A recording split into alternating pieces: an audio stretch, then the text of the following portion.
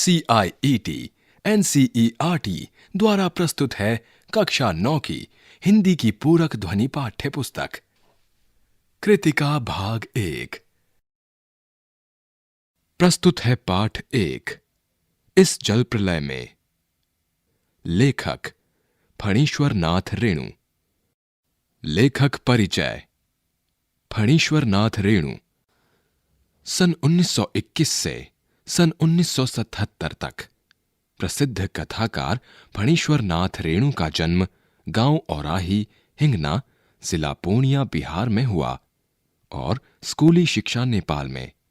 सन 1942 के आजादी के आंदोलन के प्रमुख सेनानी रहे रेणु ने नेपाल की सशस्त्र क्रांति और राजनीति में भी सक्रिय भागीदारी की।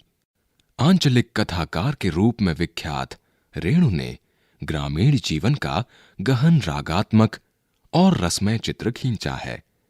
अपने विशिष्ट भाषा शैली द्वारा उन्होंने हिंदी कथा साहित्य को नया आयाम दिया। प्रमुख कृतियां मैला आंचल, परती परिकथा, कितने चौराहे जो एक उपन्यास है, ठुमरी, आदिम रात्रि की महक, अगिनखोर जो कहानी संग्रह है, ऋणजल धनजल, नेपाली क्रांति कथा, रिपोर्ताज। आइए सुनते हैं पाठ इस जल प्रलय में। लेखक फणीश्वर नाथ रेणु। मेरा गांव ऐसे इलाके में है जहां हर साल पश्चिम, पूरब और दक्षिण की कोसी, पनार, महानंदा और गंगा की बाढ़ से पीड़ित प्राणियों के समूह आकर पनाह लेते हैं। सावन भादों में ट्रेन की खिड़कियों से विशाल और सपाट परती पर गाय, बैल, भैंस, बकरों के हजारों झुंड मुंड देखकर ही लोग बाढ़ की विभीषिका का अंदाजा लगाते हैं। परती क्षेत्र में जन्म लेने के कारण अपने गांव के अधिकांश लोगों की तरह मैं भी तैरना नहीं जानता, किंतु 10 वर्ष की उम्र से पिछले साल तक बॉय स्काउट, स्वयंसेवक, राजनीतिक कार्यकर्ता अथवा रिलीफ वर्कर की हैसियत से बाढ़ पीड़ित क्षेत्रों में काम करता रहा हूं। और लिखने की बात, हाई स्कूल में बाढ़ पर लेख लिखकर प्रथम पुरस्कार पाने से लेकर धर्मयुग में कथा दशक के अंतर्गत बाढ़ की पुरानी कहानी को नए पाठ के साथ प्रस्तुत कर चुका हूं। जय गंगा जो 1947 में आई थी, डायन कोसी जो 1948 में आई, हड्डियों का पुल जो 1948 में ही आई, आदि छुटपुट रिपोर्ताज के अलावा मेरे कई उपन्यासों में बाढ़ की विनाश लीलाओं के अनेक चित्र अंकित हुए हैं। पृष्ठ 1 कठिन शब्द। पनाह अर्थात शरण या आड़। परती यानी वह जमीन जो जोती बोई न जाती हो। विभीषिका यानी भयंकरता। किंतु गांव में रहते हुए बाढ़ से घिरने, बहने, भसने और भोगने का अनुभव कभी नहीं हुआ। वह तो पटना शहर में सन 1967 में ही हुआ, जब 18 घंटे की अविराम वृष्टि के कारण पुनपुन का पानी राजेंद्र नगर, कंकड़ बाग तथा अन्य निचले हिस्सों में घुस आया था। अर्थात बाढ़ को मैंने भोगा है, शहरी आदमी की हैसियत से।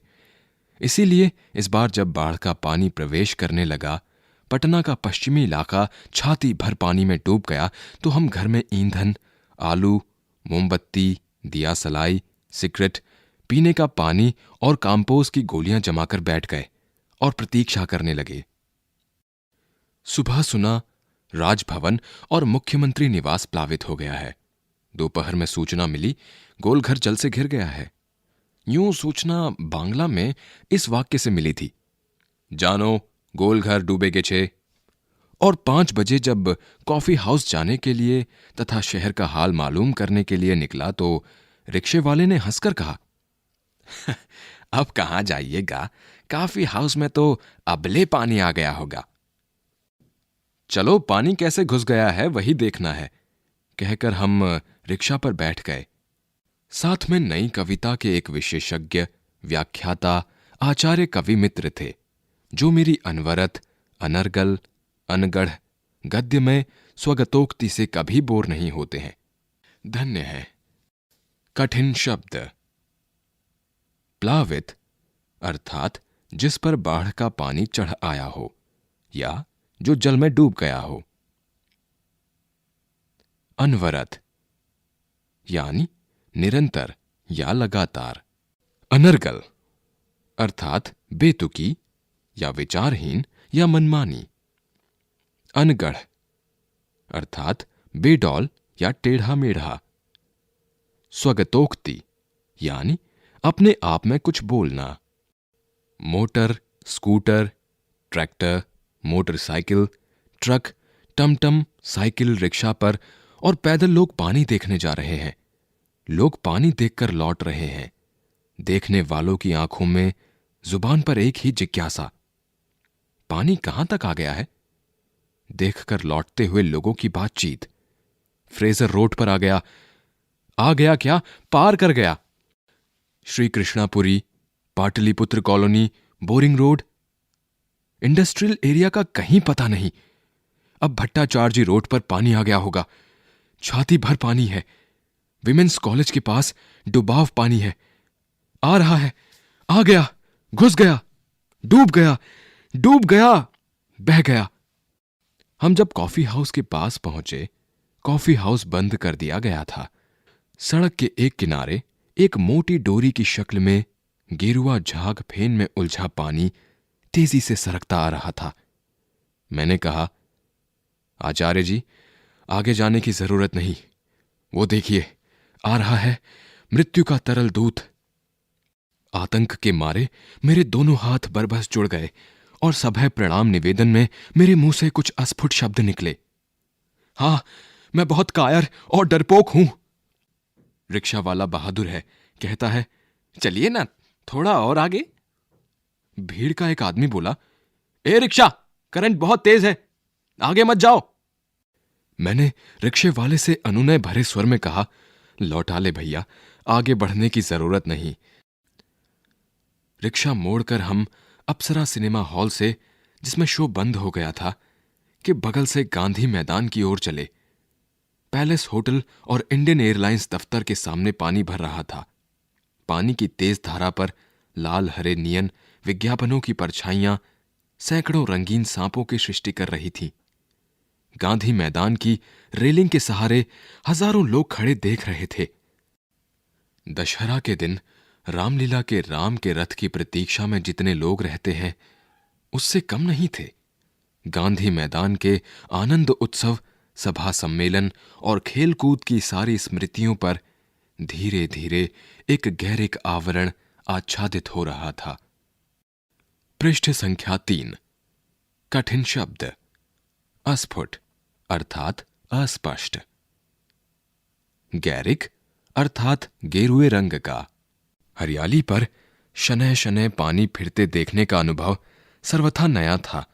इसी बीच एक अधेड़, मुस्टंड और गंवार जोर जोर से बोल उठा, जब दानापुर डूब रहा था तो पटनिया बाबू लोग उलटकर देखने भी नहीं गए, अब बूझो। मैंने अपने आचार्य कवि मित्र से कहा, पहचान लीजिए, यही है वह आम आदमी जिसकी खोज हर साहित्यिक गोष्ठियों में होती रहती है। उसके वक्तव्य में दानापुर के बदले उत्तर बिहार अथवा कोई भी बाढ़ग्रस्त ग्रामीण क्षेत्र जोड़ दीजिए। शाम के 7:30 बज चुके और आकाशवाणी के पटना केंद्र से स्थानीय समाचार प्रसारित हो रहा था।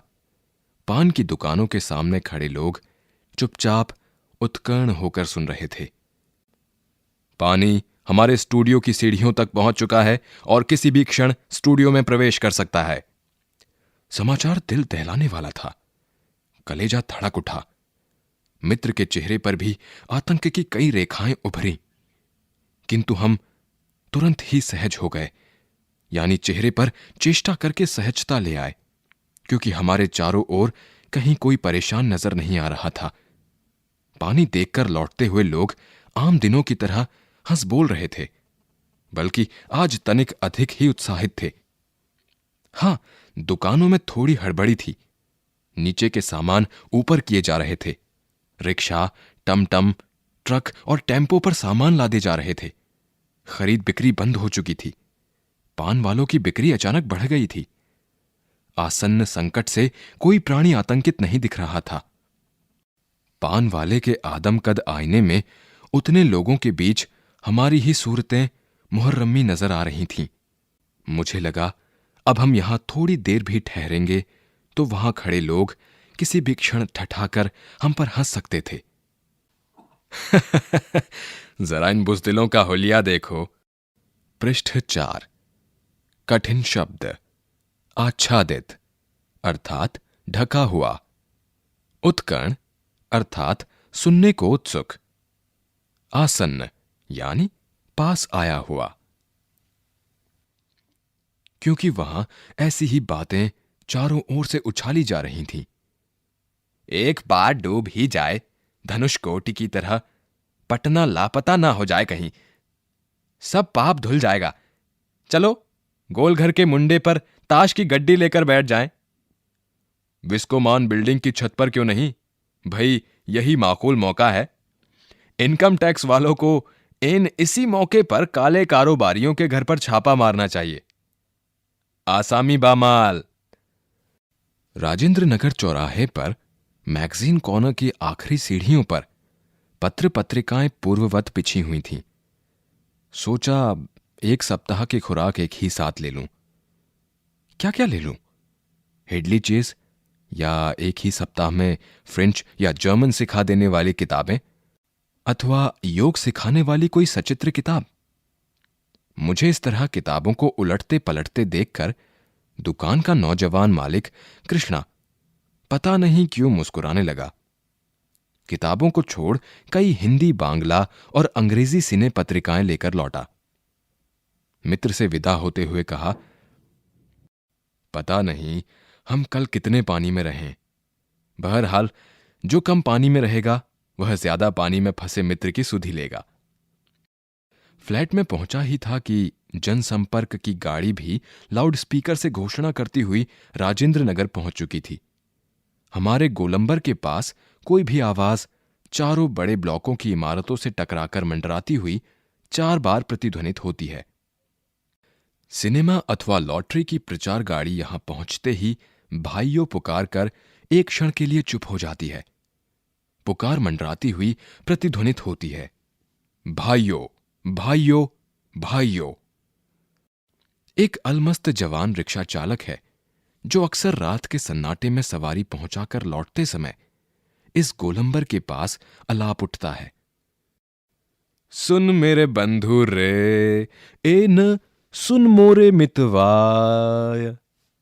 गोलंबर के पास जनसंपर्क की गाड़ी से ऐलान किया जाने लगा, भाइयों ऐसी संभावना है कि बाढ़ का पानी रात्रि के करीब 12 बजे तक लोहानीपुर, कंकड़बाग और राजेंद्र नगर में घुस जाए, अतः आप लोग सावधान हो जाएं।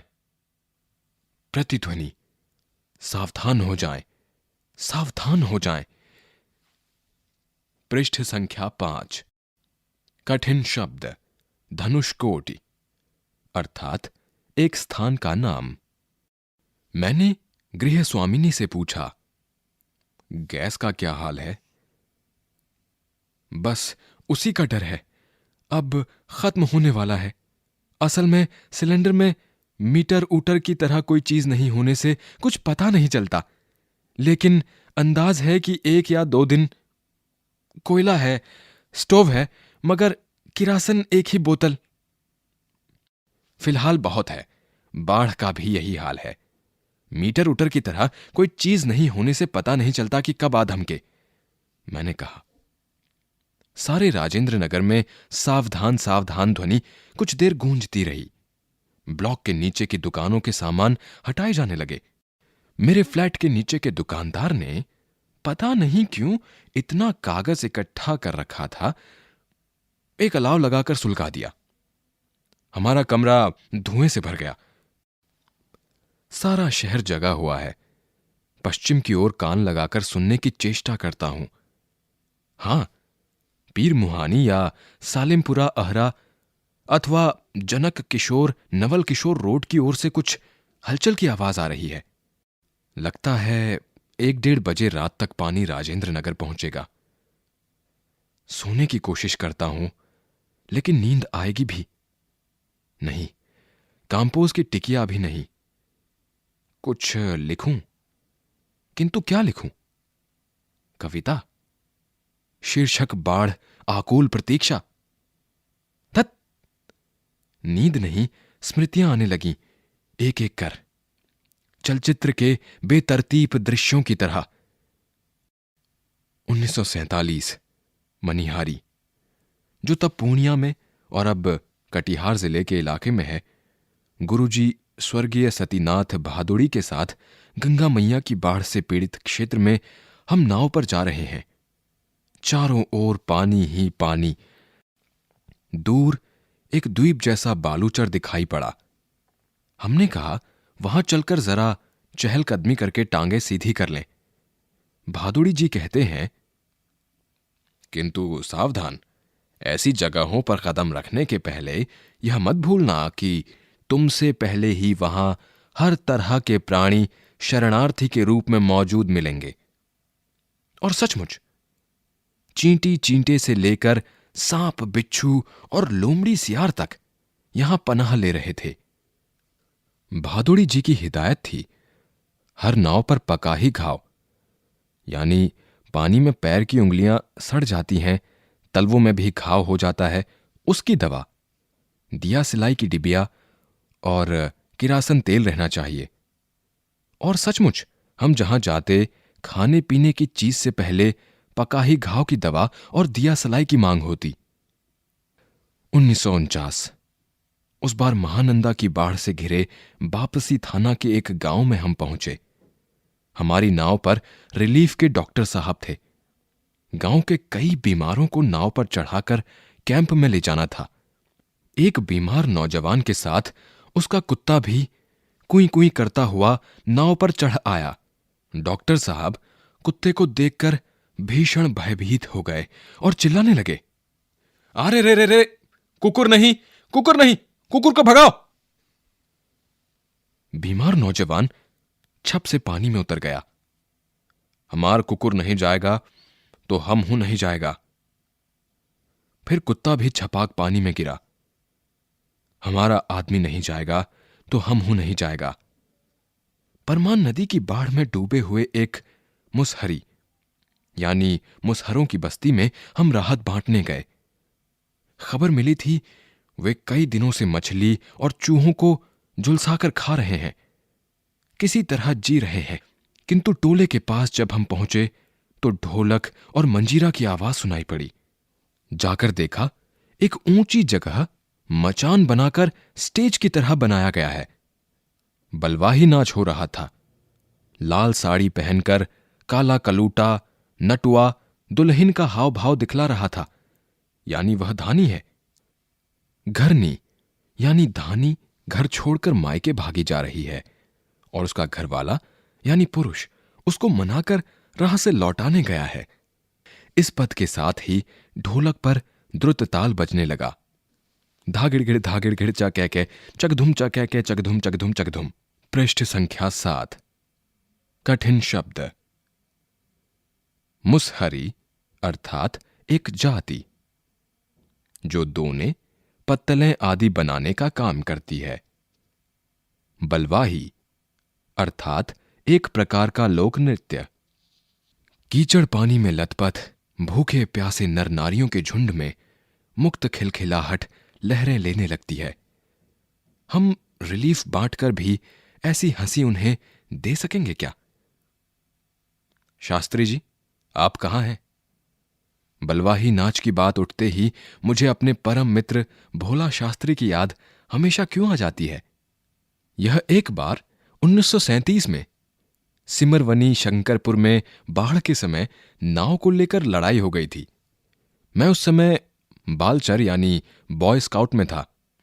गांव के लोग नाव के अभाव में केले के पौधे का भेला बनाकर किसी तरह काम चला रहे थे और वहीं जमींदार के लड़के नाव पर हारमोनियम तबला के साथ झिंझिर यानी जल विहार करने निकले थे। गांव के नौजवानों ने मिलकर उनकी नाव छीन ली थी। थोड़ी मारपीट भी हुई थी। और 1967 में जब पुनपुन का पानी राजेंद्र नगर में घुस आया था, एक नाव पर कुछ सजे धजे युवक और युवतियों की टोली किसी फिल्म में देखे हुए कश्मीर का आनंद घर बैठे लेने के लिए निकली थी। नाव पर स्टोव जल रहा था, केतली चढ़ी हुई थी, बिस्कुट के डिब्बे खुले हुए थे। एक लड़की प्याली में चम्मच डालकर एक अनोखी अदा से नेस्कैफे के पाउडर को मथ रही थी, एस्प्रेसो बना रही थी शायद। दूसरी लड़की बहुत मनोयोग से कोई सचित्र और रंगीन पत्रिका पढ़ रही थी। एक युवक दोनों पांवों को फैलाकर बांस की लग्गी से नाव खे रहा था।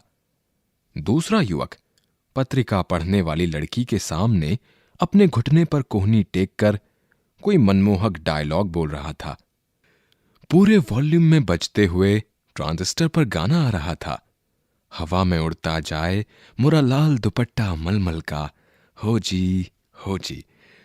हमारे ब्लॉक के पास गोलंबर में नाव पहुंची थी कि अचानक चारों ब्लॉक की छतों पर खड़े लड़कों ने एक ही साथ किलकारियों, सीटियों, फप्तियों की वर्षा कर दी और इस गोलंबर में किसी भी आवाज की प्रतिध्वनि मंडरा मंडरा कर गूंजती है। सो सब मिलाकर स्वयं ही जो ध्वनि संयोजन हुआ उसे बड़े से बड़े गुणी संगीत निर्देशक बहुत कोशिश के बावजूद नहीं कर पाते। उन फूहड़ युवकों की सारी एग्जिबिशनिज्म तुरंत छूमंतर हो गई और युवतियों के रंगे लाल लाल ओंठ और गाल काले पड़ गए। नाव पर अकेला ट्रांजिस्टर था जो पूरे दम के साथ मुखर था, नैया तोरी मझधार, होशियार होशियार। का हो राम सिंगार, पनिया आ रहलो है? ना रहलो है। 2:30 बज गए मगर पानी अब तक आया नहीं। लगता है कहीं अटक गया, अथवा जहां तक आना था आकर रुक गया, अथवा तटबंध पर लड़ते हुए इंजीनियरों की जीत हो गई शायद, या कोई दैवी चमत्कार हो गया। नहीं तो पानी कहीं भी जाएगा तो किधर से? रास्ता तो इधर से ही है। चारों ब्लॉकों के प्रायः सभी फ्लैटों की रोशनी जल रही है, बुझ रही है। सभी जगे हुए हैं। कुत्ते रह रहकर सामूहिक रुदन करते हैं और उन्हें राम सिंगार की मंडली डांट कर चुप करा देती है। चौप चौप। मुझे अचानक अपने उन मित्रों और स्वजनों की याद आई जो कल से ही Pataliputra colony, Shri Krishnapuri, boring road के अथाह जल में घिरे हुए हैं।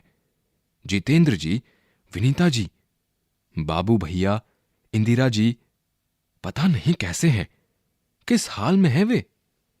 शाम को एक बार पड़ोस में जाकर टेलीफोन करने के लिए चोंगा उठाया। बहुत देर तक कई नंबर डायल करता रहा।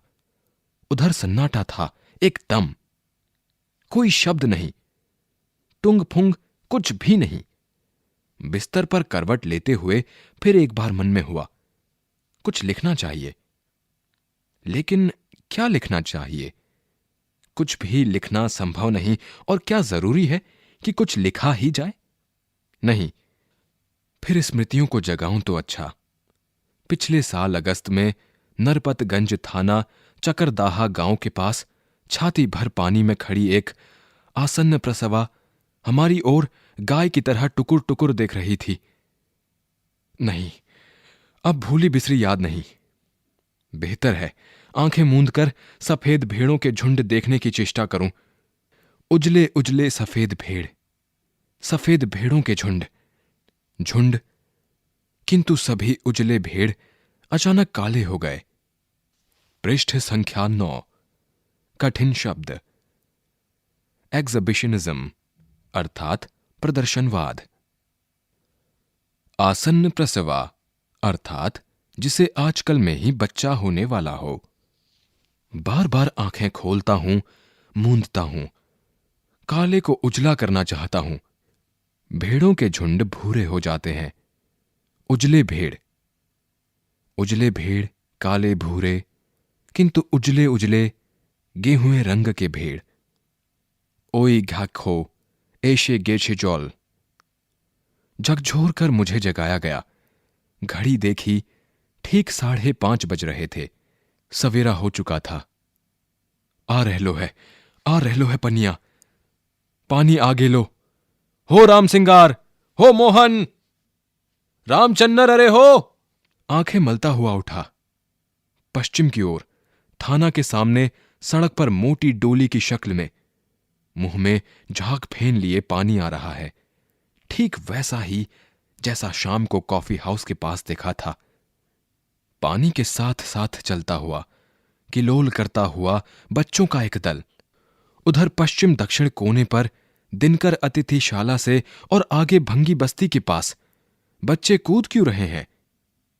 नहीं, बच्चे नहीं, पानी है। वहां मोड़ है, थोड़ा अवरोध है, इसीलिए पानी उछल रहा है। पश्चिम उत्तर की ओर ब्लॉक नंबर 1 के पास पुलिस चौकी के पिछवाड़े में पानी का पहला रेला आया। ब्लॉक नंबर 4 के नीचे सेठ की दुकान की बाएं बाजू में लहरें नाचने लगीं। अब मैं दौड़कर छत पर चला गया। चारों ओर शोर, कोलाहल, कलरव, चीख पुकार और पानी का कलकल रव, लहरों का नर्तन। सामने फुटपाथ को पार कर अब पानी हमारे पिछवाड़े में सशक्त बहने लगा है। गोलंबर के गोल पार्क के चारों ओर पानी नाच रहा है। आ गया, आ गया। पानी बहुत तेजी से बढ़ रहा है, चढ़ रहा है। करंट कितना तेज है। सोन का पानी है, नहीं, गंगा जी का है। आ गए लो। सामने की दीवार की ईंटें जल्दी जल्दी डूबती जा रही हैं। बिजली के खंभे का काला हिस्सा डूब गया। ताड़ के पेड़ का तना क्रमशः डूबता जा रहा है, डूब रहा है। अभी यदि मेरे पास मूवी कैमरा होता, अगर एक टेप रिकॉर्डर होता। बाढ़ तो बचपन से ही देखता आया हूं, किंतु पानी का इस तरह आना कभी नहीं देखा। अच्छा हुआ जो रात में नहीं आया, नहीं तो भय के मारे न जाने मेरा क्या हाल होता। देखते ही देखते गोल पार्क डूब गया। हरियाली लोप हो गई। अब हमारे चारों ओर पानी नाच रहा था। भूरे रंग के भेड़ों के झुंड। भेड़ दौड़ रहे हैं, भूरे भेड़। वह चाय वाले की झोपड़ी गई, चली गई। काश मेरे पास एक मूवी कैमरा होता, एक टेप रिकॉर्डर होता, तो क्या होता? अच्छा है, कुछ भी नहीं। कलम थी, वह भी चोरी चली गई। अच्छा है, कुछ भी नहीं मेरे पास। प्रश्न अभ्यास। प्रश्न 1। बाढ़ की खबर सुनकर लोग किस तरह की तैयारी करने लगे? प्रश्न 2। बाढ़ की सही जानकारी लेने और बाढ़ का रूप देखने के लिए लेखक क्यों उत्सुक था? प्रश्न 3। सबकी जुबान पर एक ही जिज्ञासा, पानी कहां तक आ गया है, इस कथन से जनसमूह की कौन सी भावनाएं व्यक्त होती हैं? प्रश्न 4। मृत्यु का तरल दूत किसे कहा गया है और क्यों? प्रश्न 5। आपदाओं से निपटने के लिए अपनी तरफ से कुछ सुझाव दीजिए। प्रश्न 6। जब दानापुर डूब रहा था तो पटनिया बाबू लोग उलटकर देखने भी नहीं गए, अब बूझो। इस कथन द्वारा लोगों की किस मानसिकता पर चोट की गई है? प्रश्न 7। खरीद बिक्री बंद हो चुकने पर भी पान की बिक्री अचानक क्यों बढ़ गई थी? प्रश्न 8। जब लेखक को यह एहसास हुआ कि उसके इलाके में भी पानी घुसने की संभावना है, तो उसने क्या क्या प्रबंध किए? प्रश्न 9। बाढ़ पीड़ित क्षेत्र में कौन कौन सी बीमारियों के फैलने की आशंका रहती है? प्रश्न 10। नौजवान के पानी में उतरते ही कुत्ता भी पानी में कूद गया। दोनों ने किन भावनाओं के वशीभूत होकर ऐसा किया? प्रश्न 11। अच्छा है, कुछ भी नहीं। कलम थी, वह भी चोरी चली गई। अच्छा है, कुछ भी नहीं मेरे पास। मूवी कैमरा, टेप रिकॉर्डर आदि की तीव्र उत्कंठा होते हुए भी लेखक ने अंत में उपर्युक्त कथन क्यों कहा? प्रश्न 12। आपने भी देखा होगा कि मीडिया द्वारा प्रस्तुत की गई घटनाएं कई बार समस्याएं बन जाती हैं। ऐसी किसी घटना का उल्लेख कीजिए। प्रश्न 13। अपनी देखी सुनी किसी आपदा का वर्णन कीजिए। अभी आप सुन रहे थे ये पाठ। प्रस्तुति CIET NCERT नई दिल्ली, भारत।